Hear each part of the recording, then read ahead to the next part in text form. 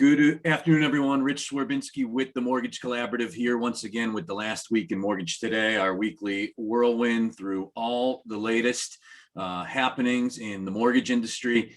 Each week, I am pleased to be joined by one of our lender members as my co-host to go through the weekly news headlines and also like to get their insight as to the current business climate. And this week, I am pleased to be joined by the president of Apex Home Loans, Eric Gates. Eric, thanks for joining us. Hi, Rich. Thanks so much for having me. Appreciate the invite. And before we get into it, I always like to have our co-host kind of level set with the audience, just a little bit about Apex, where you do business, general size, anything else interesting that you got in the hopper as we get into the meat of 2021 here.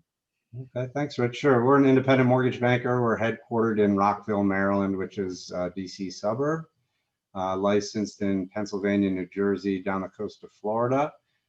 So doing the largest amount of our business in the greater DC market, but in all of those states. About 170 employees, and we did just under $2 billion last year for a record year like everybody else experienced. Very lucky and fortunate to be in an industry that thrived during all of this chaos. Awesome. Excellent. And congrats on the outstanding year. And so let's get right into it here. And, again, no shortage of things happening right now in the industry. Before we get into it, though, I always like to remind everyone, strive for interactivity. Any questions, comments, thoughts, anything that you have for us, feel free to pump it into the chat or the Q&A, and we will incorporate it into the program. So, Eric, let's start with the new FHFA low income refi program. I've been talking to some of our members about this. A lot of caveats to it. You got to save $50. You got to go down 50 basis points. 620 FICO, GSE owned loan, 80% of less of area media income, no lates, no forbearance, no vowels in your middle name. Is anybody going to qualify for this thing? I mean, I don't think my opinion is really any different than what sounds like you're hearing from most other people, is that it seems to be a pretty limited audience. Main benefit being the removal of the 50 basis points adverse market fee for loan amounts between 125 and 300. Loan amounts below 125 are already exempt from that. It seems like a pretty small audience. It's not a streamlined product, really. They're getting rid of the appraisal flexibilities with applications after the end of May. So GSE patch is going away. So it seems like there won't be a whole lot of people benefiting from the product. Like if you noted all of the restrictions on it, they're plentiful. So it's hard to fathom that there's going to be a lot of people that are really going to benefit from this. I don't know if it's more of a PR move or what, but yeah, I mean, and I haven't really heard from anyone else that they feel differently. I'm not sure if you have or not. And anyone that you felt seeing it from a different angle that we're missing anything? No, I think, most people I've talked to, yeah, same thing, kind of a limited audience. I mean, something is better than nothing. Don't mean to nitpick here, but, the adverse market fee was a little comical to me that, they only remove it if the loan amounts, between a certain, not that, are we in an adverse market really? But yeah, that it's a limited audience, have heard from some of our members that a lot of people that would tend to fit most of this criteria, probably like on an FHA loan and not a GSE backed loan. It would have made more sense maybe to do something through HUD and Ginnie Mae, but no, same feedback from the members I've talked to. Yeah, and I mean, it's just odd timing in a way too, because I think somebody just commented in the chat on this, that I think if you were eligible to refinance, you probably did. Or at least most people did. So I don't know how much benefit it's going to bring if rates are a little bit higher now or climb any higher throughout the year, especially since the program's not even available yet. Yeah, exactly. And yeah, as you noted, somebody typed in the chat, and most people already qualify for a refinance under Home Ready, Home Possible, aside from the appraisal fee credited back. So, good point to the viewer that chimed in. So, we'll see there. Yeah, I mean, I think they when they came out with it, they said that their data said that there are 2 million people that would qualify. There was not a lot of context around that. I mean, nobody that selected forbearance can be in this pool. I don't know if they're counting those people. I mean, you would think that a lot of people at 80% or below very immediate income, would have had to have taken or elected to take some forbearance, given that it was just, you didn't have to, document or prove anything to get it, especially when, the pandemic first hit last year. But we'll see how it evolves, and maybe we'll be wrong. So, okay. Moving on to what just continues to be a bigger and bigger national issue. Forget the mortgage industry, what they're now calling a lumber frenzy. I've seen funny pictures on social media of lumber trucks with police details and security around them. I mean, I'm half tempted to, every time I look out in my backyard, poachers might be back there, chopping the trees down, like they're rare pandas or something. But and then now there's now a legit market for dead trees. Like whatever happens to dead trees, now they're worth money. I mean, this is insane what's going on with lumber. Goes back to the toilet paper frenzy, lumber mills being shut down temporarily due to the pandemic, and just not being able to get caught up because of all the DIY stuff that all of us did just sitting in our PJs for the last 15 months. So your thoughts on the whole lumber madness? Yeah, I think so. One of the things you touched on there with the processing plants being shut down, I was given some really interesting information from a friend, Jay Voorhees out of JVM Lending in Walnut Creek, California, shared some really interesting information with me yesterday. He got from a Wall Street Journal podcast that says there's actually a glut of raw wood, and the cost of raw wood is cheaper than it was 25 years ago. But there's a significant lack of processing ability, and that all of the lumber processing plants a lot of them were closed for a while. It's prohibitively it's cost prohibitive to build new ones, and it's until they all get up and running again and can process it more, we're going to continue to see this kind of price increase and limited supply. So I think it's really indicative. Barry Habib's been talking for a long time about just this impact of COVID, that supply chains around the world are frozen because of the impact of COVID and plants being shut down and processes being frozen. And it's going to take a while, it seems, for all of that to free itself up, and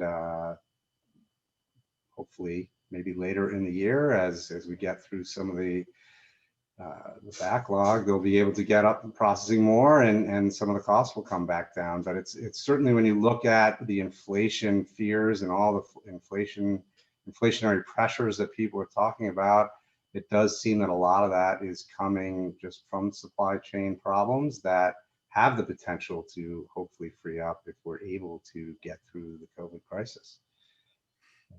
Yeah, I've joked on this program and others, it's ever since the mortgage meltdown in 07, 08, there's been so much fear about inflation. The Federal Reserve has largely downplayed it. They've largely been right. I mean, there really has not been the inflationary issues that, remember QE and QE2 and QE3 and how many ever QEs there were. I mean, people were freaked out about the potential of inflation and what it would do to bond prices and other fixed income assets. We never saw it, but now I think there's something there, honestly. I kind of chronicled on this show and others. Been looking for a home. I recently just bought one, but I was looking at building one. would have been an extra $45,000 on top of an already, what I would say was inflated price just because of the lumber. That's not even getting into other costs. We've done a bunch of programs here on TMC Connect where we've had builders on or lenders from builder-owned mortgage companies. It's the cost of copper, everything really in the supply chain. And people are still buying up homes like madmen. I mean, housing starts up 20% month over month when we're also looking at data saying that just these supply chain issues are inflating the price of a new home on average $36,000 above whatever the already inflated value may be just due to what's going on now. So, you guys do a lot of business in the DC, Northern Virginia market. Those are, high cost. What is the housing market like in those areas? Very similar to what you're hearing from other people. I mean, drastic lack of inventory. And so that's, every house has multiple bids. So I think it's, the resale market is pretty similar to what you're describing for the new home market. I mean, you've got to pay over asking price to get the home. And so you're paying a lot more on new construction because of the cost of materials going up.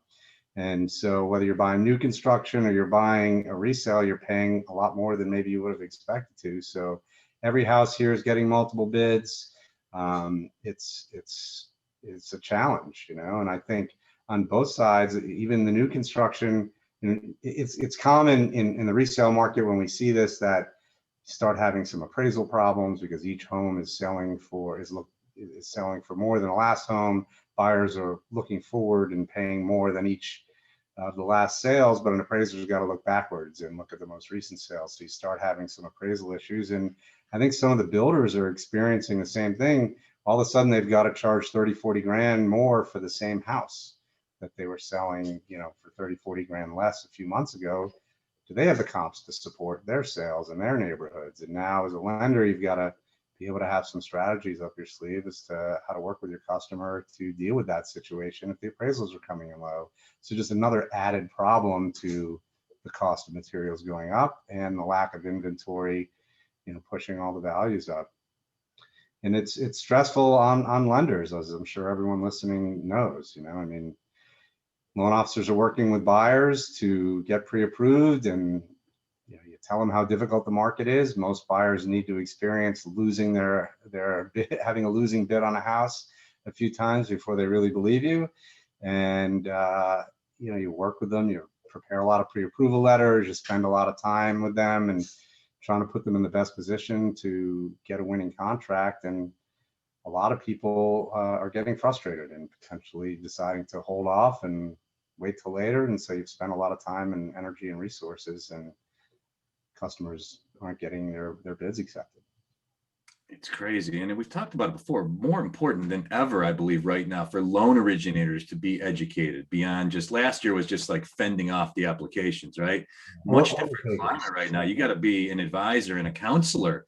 So you have a lot of new home buyers in the market, people that, bought GameStop stock or, got rich off stimulus money and working or whatever the hell happened this last year. But there's a lot of new crazy money in the market. And my guess would be that the general home buying population probably needs a little bit more guidance than in the past. And I think when we've seen lack of inventory in low rate environments before, it tends to linger for a while because you need move up buyers to sell their homes to provide opportunities for first time home buyers. And you get a lot of people who, they're not necessarily in love with their home, but they're in love with their loan, right? I mean, how many people are going to want to give up their 30-year fixed 2.75% rate to go take a larger mortgage at a higher interest rate a couple of years from now? It causes people to hesitate, and sometimes it slows down that process until people really are busting at the seams and need something bigger and are willing to move on to the next house. And just finishing up on this lumber thing, but it's impacting everything. Like I bought a home, I get the keys June 1, went and got some furniture. They said like early August, I got to have something done in the basement, a little bit of contract work. they said three different estimates, all very reputable contractors, can't even start till mid to late August. They're using steel beams instead of wood because steel is cheaper, but it's also inflating the cost of furniture. It's inflating the cost of contract work, and inflation in general. Again, as somebody that's been really poo-pooing all the inflation, tinfoil hat people over the years. And now it is something I really think that bears keeping an eye on, because one thing greater than healthy inflation, what it eats away at the returns of fixed income instruments like mortgage bonds, which set the mortgage rates that our members all deliver out into the marketplace. So if we start to see runaway inflation, and the Fed's in there, I know, buying the hell out of the bond market, but that's not, it's not limitless and unending. So something that definitely bears watching, and something that we'll certainly keep an eye on here. So yeah, I mean, I do think there's a chance that that is a temporary thing, and that if we can get through the COVID crisis and we can free up supply chain, and Barry Habib has talked about this a lot, that it has the potential to then bring prices back down again once we get through that. Hard to know, obviously, what the time frame on that would be. Be interesting to watch and chronicle. This is the last week in Mortgage Today. I'm Rich Swerbinsky with the Mortgage Collaborative, joined this week by the president of Apex Home Loans, Eric Gates. And apropos question that just came in the chat, because this is where I was going next. The question is, Eric, what are you hearing about non-banks possibly having to follow CRA requirements? I know you to be a guy that is always going where the puck is and not where it is. My guess is you're all over this, right? This is something you got to keep an eye on if you're a non-bank. Yeah, I'm guessing that question might come from a comment I believe the Fed chair just made on this topic, and I believe expressing an opinion that that all lenders should be subject to that. It is something that our compliance attorneys have been telling us about for the last year or so. Typically every year we're doing fair lending audits on ourselves, and this year it was strongly recommended that we do sort of a redlining audit and see if we have potential issues there. And apparently there is a lot of talk around the states starting to look at when they're doing exams of independent mortgage banks, looking at potential redlining issues and having that type of thing trickle down, beyond just banks to independents like us. And it does seem like there's a lot of chatter about it, and that there's a pretty strong potential. So if you're doing fair lending audits on yourself every year, checking your data, there are some of the same firms doing that who are offering that type of audit for you as well, where you can try to identify whether you have potential risk or potential problem there, and they can help guide you through, what steps you might take to remediate that. Yeah, definitely something worth looking into. And you said it's data. I mean, I think any time you have a fair lending audit that's going to be done, they're going to be taking a look at your application data and the geographical footprint of it and anomalies that lie within them. They're going to be looking at your denied loans. They're going to be looking at your rate exceptions. So just having been through that as a bank lender for many years and many fair lending audits, to document everything would be my suggestion, and have good policies and procedures in place. So, but something that I think is coming down the pike for sure. And did Jay Powell, were those comments he made today? I didn't see those. I'm not sure if it was today or yesterday, but I do believe it was very recent. Yeah, I don't have it in front of me, so interesting. You get up and send it to you. Okay, yeah, for sure, because I'd like to read that. So, regulatory matters in general. Obviously, we've got a new CFPB. They've placed a lot of emphasis on fair lending and evening the playing field. We've got a new HUD secretary that her background is, really, along those lines as well. And, any other adjustments you're making really behind the scenes, or anything you're doing at Apex to prepare for what is going to be a very different regulatory climate these next 3-4 years at least? I think one of the things you touched on, which is pricing policies and pricing exceptions and documenting. We are working to try to improve what we're doing around those things. I do think that's really important. In the end, a fair lending audit doesn't care about intent. Intent is irrelevant. It's just about the data, like you said. And I think we all probably test ourselves at the end of each year and look for any fair lending issues. But part of the problem there is if you do find something, it's sort of too late, right? Now you find something and yes, you can go fix it and remediate it, but moving forward, but you can't undo what's already been done. So, one of the things we do, I'm sure a lot of people do the same, but if you're not, we do our fair lending audit, our own internal one through our attorneys, order it through them so that the data there is attorney-client privileged. And if somebody were to come in and examine us and ask us if we've done that and ask for a copy of it, if we were to find something, the data would at least be attorney-client privileged. So one random little tidbit there, if that helps anybody. But I think what you discussed is exactly what I was thinking. You make sure you're documenting everything, make sure you're testing yourselves. I think the other thing we're looking at now is potentially doing it more frequently than annually. Maybe it's a quarterly basis to see if we can't identify any potential issues earlier on if they're going to arise. And many thanks to Mark Renault, one of our members out of Michigan. He dropped the link to Jay Powell's speech in the chat, which was yesterday. So I'll have to, I don't know how I missed that. So, but yeah, worth keeping an eye on. So to that end, the Biden administration, another thing that they really kind of now have pushed, and it's in Congress, Down Payment Towards Equity Act, which is a down payment assistance grant.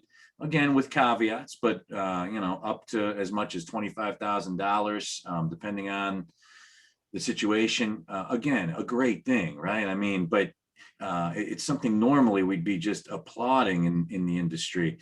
But given what's going on right now with supply, demand, and values, there's been, again, just in talking to our members, a lot of concern that this could be like, a little gas on the fire and could have some unintended consequences that would greatly outweigh the intended good of the bill. Any thoughts on that down payment assistance bill that's starting to filter through Congress? Yeah, I think we all obviously want to support that type of idea, inclusion in housing, and it's a main focus of the NBA, I know, to try to improve minority homeownership rates. Something we all support and want to do our part in.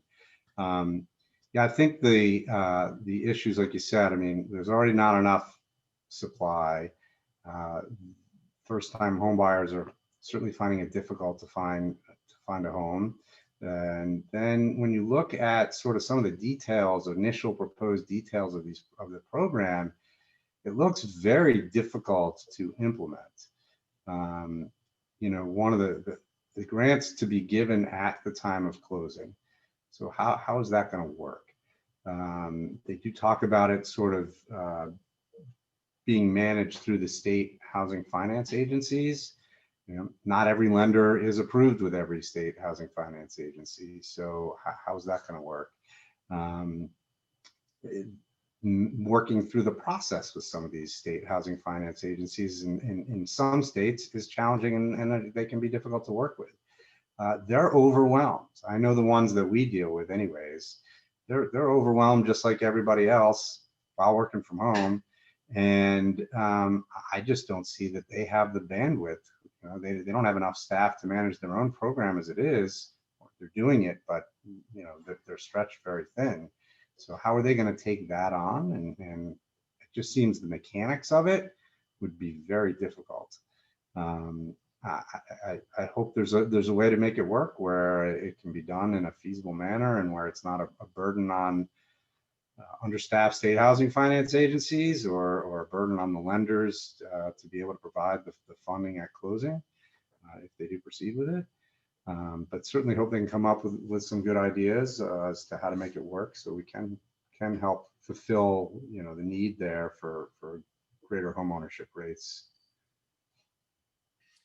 This is the last week in Mortgage Today. I'm Rich Swerbinsky with the Mortgage Collaborative. I've got about 5 minutes left with Apex Home Loans President Eric Gates. Apex, about a $2 billion a year independent mortgage bank based out of the Maryland, Northern Virginia, DC area, does business up and down the East Coast. And Eric, I know you've always been very involved with MBA and just the advocacy side of our industry. The non-owner occupied 7% thing. I know MBA is working really hard behind the scenes to try to, some adjustment there, some plea to, 7% as an industry, or this whole 12-month rolling thing is going to be a nightmare for people to manage. Any breaking news you've got for us on MBA efforts by any chance? I don't have any breaking news. You're right, though. They're working really, really hard on this. I mean, they're continuing to push with FHFA. They're continuing to push with Treasury to try to get Treasury to make a change on the PSPA requirements. It's not happening quickly, and I know they've now taken this to the Hill, and they're trying to push members of Congress to get involved, and for the members of Congress to urge Treasury to make a change. It really just doesn't seem to match with this administration's goals. And so you'd hope there could be some opportunity for change there. Certainly the way it's been implemented is a struggle. I don't need to go through all that. Everybody listening knows that and has been impacted by it. And, we're no exception. We were at a year-to-date rate over 10%, and had a pipeline that was over 10% that we're still working our way through. So it's been a problem for us, like I'm sure it has been for everybody. I guess the one thing I can say is, whether you're an MBA member or not, you can join the Mortgage Action Alliance. And if you're not a member of that, it's free. Do it. There's power in numbers, and it's a very simple thing. You join, and this is actually they're having a campaign this week across many of the MBA member companies to try to increase membership in the Mortgage Action Alliance. You sign up, it's free. When they want to have a call to action to get word out to members of Congress or anyone else, you get a text or an email. It takes about 30 seconds to fill in your info, and it fires off communications to your representatives in DC. And the more of these that go out, the stronger the message is. So if you're not a member of that already, really would ask that you consider signing up for that. And this week would be a great week to do it. Amen. Yeah, and our industry needs it. If not evidenced by the governmental intervention and just changes with no warning in many cases that they're bestowing upon the industry that is financing the largest purchase for most Americans in their lives. It is, our industry has really, in Washington, they've attempted to run us over a number of times. And, kudos to the MBA. I know a lot of times it seems like, members that sometimes get frustrated, but it is an uphill battle, and they are doing yeoman's work. So, and Mortgage Action Alliance, like you said, it is free. Google it, it's free, and it's impactful. Yeah, for sure. They're really working hard. I've been fortunate enough to see it firsthand. And like you said, it's a slow process. The gears of government don't move quickly. We've got a couple minutes left, Eric. The just general business climate right now. I guess in a nutshell, like Joe, TMC member, like last year was just fast and furious. The pandemic, the crush of business. Like next thing you know, the year's over. You get to this year, it was big app month in January. March was a record closing month for a lot of our members. Rates went up a little bit and things slowed down a little bit, but now rates have dropped back down. What's the current business climate like for you guys at Apex? And talk about as well, just, I know a lot of our members have talked about like, if it's emerging technology or channel strategy or changes that they planned on making in 2020, it was just impossible to do anything except fend off the business. Talk a little bit about that dynamic, if you could, to take us home here. Sure. I mean, I think much like everyone else, we're seeing the pace normalize some back to what it used to be like. Whatever, it's hard to remember. It's quite a long run and a long stretch. So I think we're happy on some level to have the opportunity to catch our breath and give our staff an opportunity to catch their breath and get a little rest. But yeah, I mean, we've seen business slow down like everybody else to a more typical pace, trying to just have the processes in place to, I'm sure we all have lots of customers who were hoping to refinance that might have missed the boat at the end there. Make sure we have the right processes in place to capture that information, have all of those people teed up for future opportunities if they come along again. And just preparing for what I think we all expect coming, with potential for compressed margins as things slow down. This industry always has a habit of chasing lower volume with lower margin, and we expect like 2018 to see some of that again, and trying to make sure we're paying attention and using tools from Optimal Blue that we use to monitor, where pricing is in the marketplace. And in the end, it seems like the market sort of tends to dictate where you got to be on margin sometimes to be competitive. So definitely expecting to see a lot of that coming in the near future.